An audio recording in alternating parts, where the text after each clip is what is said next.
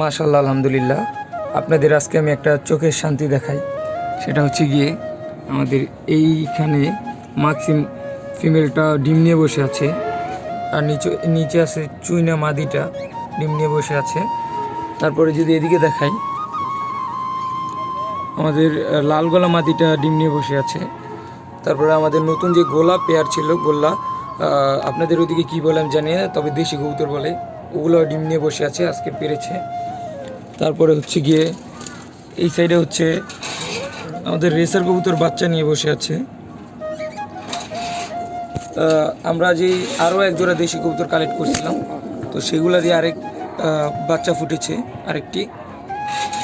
তারপর নিচে যে কবুতরগুলো ছিল সেগুলোর আনফর্চুনেটলি ব্যাড লাক, কবুতরের ডিমগুলো নষ্ট হয়ে যাওয়াতে আমি কবুতরের ডিমগুলো ফেলে দিয়েছি।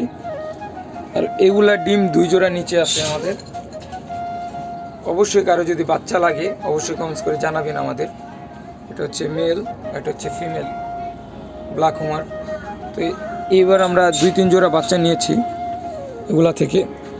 কারো যদি বাচ্চা প্রয়োজন হয় অবশ্যই কমেন্টস করে জানাবেন।